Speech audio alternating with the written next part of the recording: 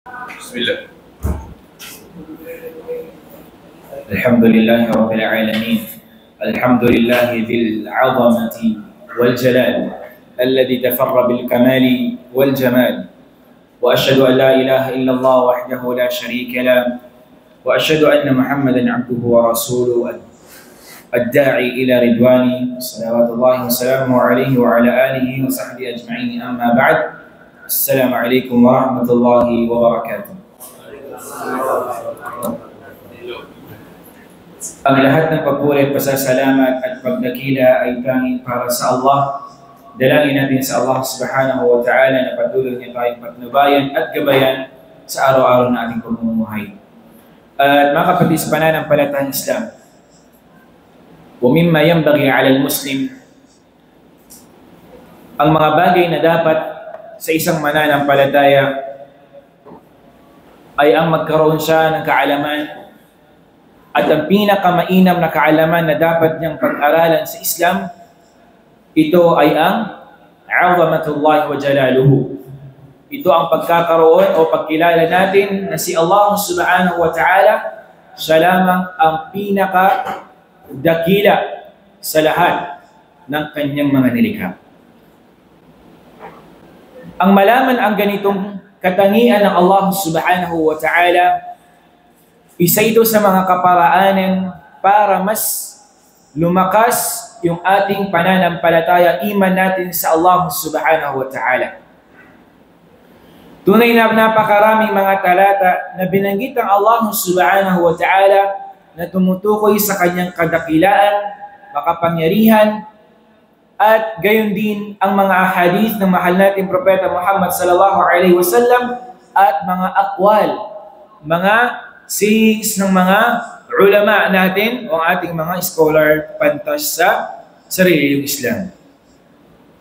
Kabilang doon mga kapatid sa pananampalatayang Islam, sa mga kadakilaan ng Allah subhanahu wa ta'ala, sinabi na Allah subhanahu wa ta'ala, أَفَلَا يَنْظُرُونَ إِلَى الْإِبِلِ كَيْفَ خُلِقَتْ وَإِلَى السَّمَاءِ كَيْفَ رُفِعَتْ وَإِلَى الْجِبَالِ كَيْفَ نُصِبَتْ.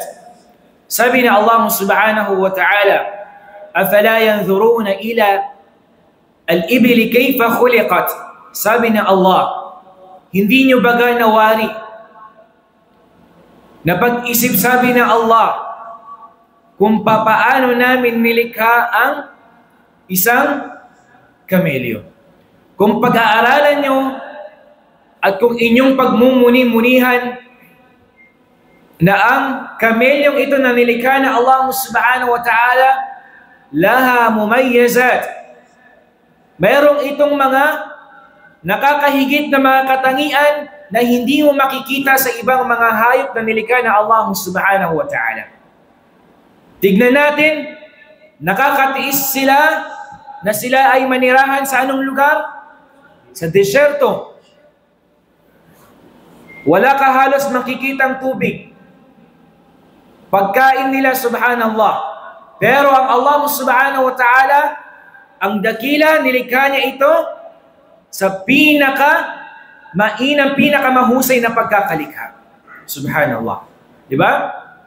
Gayon din sinabi ng karugtong na sinabi na Allah, wa ila as-sama'i kayfa rufi'at. Sabi na Allah, hindi ba nila nawari kung paano nilikha na Allah subhanahu wa ta'ala o tinaas yung kalangitan? At sa ibang talata, supported doon sa sinabi na Allah, khalaqas samawati bighairi amad. Sabi na Allah, nilikha na Allah subhanahu wa ta'ala ang kalangitan na wala itong poste. Just imagine, di ba? Kaya bang gawin ng isang nilikha na Allah subhanahu wa ta'ala ang kalangitan na iyon?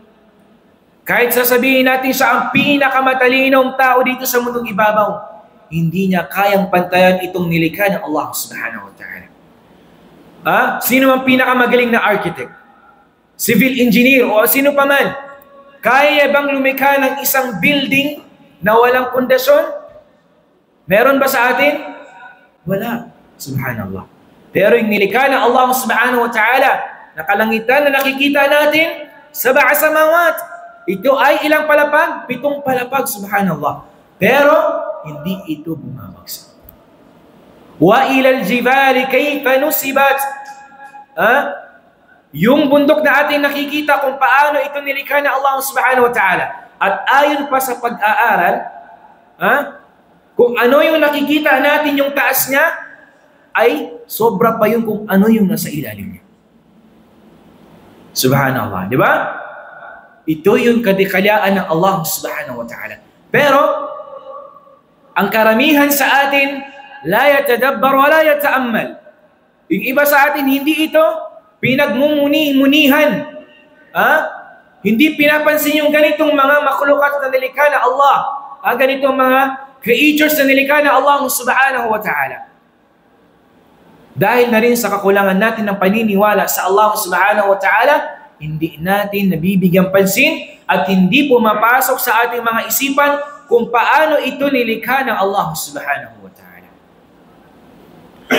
Gayon din mga kapatid sa pananampalatayang Islam, kabilang sa mga sinabi ng Allah subhanahu wa ta'ala na tumutukoy rin sa kanyang mga kadakilaan,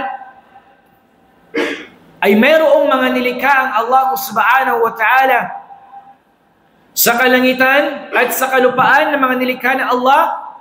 Sila ay pumupuri sa Allah subhanahu wa ta'ala. Pero anong sabi na Allah?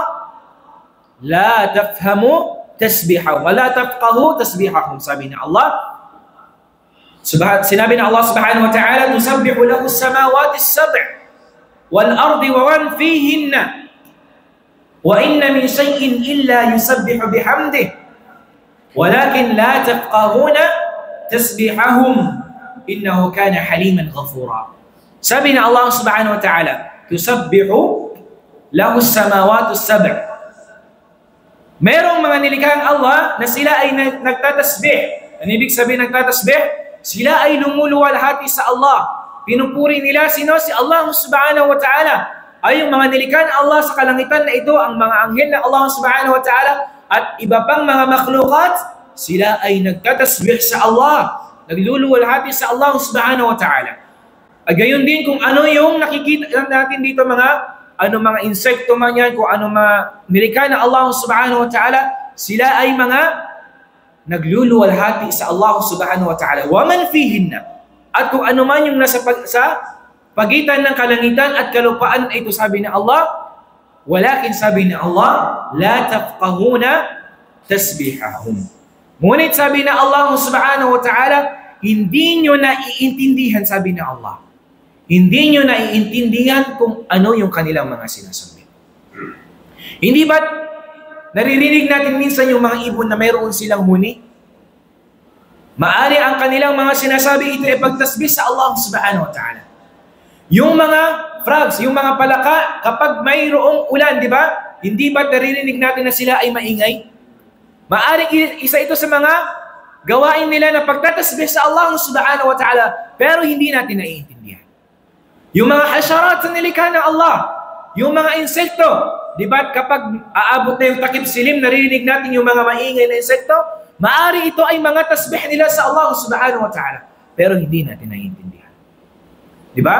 Marami sa mga makhlukats ng Allah subhanahu wa ta'ala na hindi natin naiintindihan yung kanilang mga sinasambit, kanilang mga sinasabi, maari ito ay pagdakila nila, pagluwalhati nila sa Allah subhanahu wa ta'ala. Just imagine, ganito yung kadakilaan ng Allah subhanahu wa ta'ala. Di ba? Gayon din, yung paglikha ng Allah subhanahu wa ta'ala sa buwan at sa araw, di ba? Kung paano tinanzim, inarrange ng Allah subhanahu wa ta'ala na ang araw ay lulubog mula, sisikat mula sa silangan at lulubog sa kanluran. Di ba? Kung paano itong nilikha ng Allah subhanahu wa ta'ala. Di ba? Merong time na merong mainit, merong time na ito ay hindi mainit. Tingnan mo yung ilang planet meron tayo. Ang Mercury, ang Venus, ang Earth, Jupiter at iba pa. Kaya bang likhain ito ng mga tao? Hindi nila ito kayang likhain. Kahit tayo ang sabihin natin tayo pinakamatalino, sabihin natin dito sa mundong ibabaw, hindi natin kayang likhain yung ganitong mga creatures na ito. Hada yadullu ala azamatillah. Itong mga nilikha na ito na hindi natin pinapansin minsan, ito ay tumutukoy sa kadakilaan ng Allah subhanahu wa ta'ala. Okay? Gayon din, yung pagkakaroon ng solar at lunar eclipse, kaya ba itong gawin ng nilikha ng Allah subhanahu wa ta'ala? Ito ay ayatun min ayatillah, sinabi ng Propeta sallallahu alaihi wasallam. Ito ay palatandaan mula sa mga palatandaan ng Allah. Palatandaan na kadakilaan ng Allah subhanahu wa ta'ala. Kaya niyang gawin yung mga bagay na ito. Di ba? Katulad yung, sabihin natin yung nangyari na bago lang. Sa anong bansa? LA. Sa Los Angeles. Tingnan natin yung bagay na ito. Yung hangin halos nagiging apoy sa sobrang bilis nito o lakas nito, subhanallah. Ito ay kabilang sa mga azamatillah, sa kadakilaan ng Allah subhanahu wa ta'ala. Gayon din mga kapatid, sa mga nilikha din ni Allah subhanahu wa ta'ala, ang mga malaika.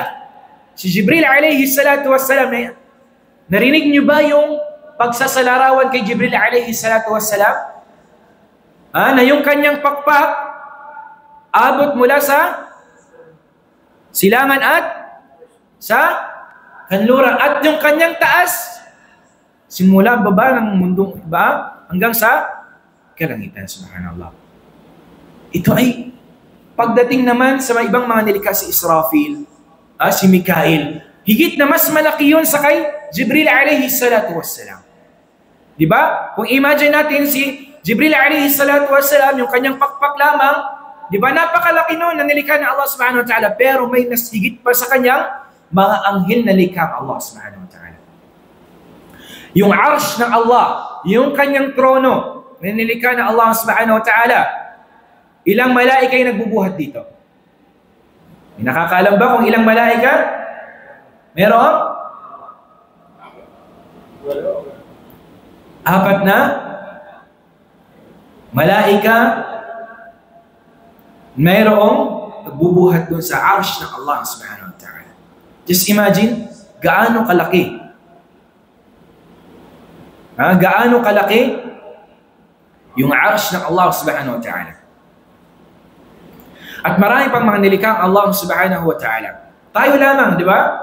Tayo, na nilikha ng Allah, palatandaan ito na Allah subhanahu wa ta'ala isang dakila. Kung paano yung ugat na nilikha ng Allah dito sa atin, di ba? Yung mata na binigay sa atin ng Allah subhanahu wa ta'ala, yung kamay natin, di ba? Ito ay kabilang sa mga palatandaan ng Allah subhanahu wa ta'ala ay isang dakila.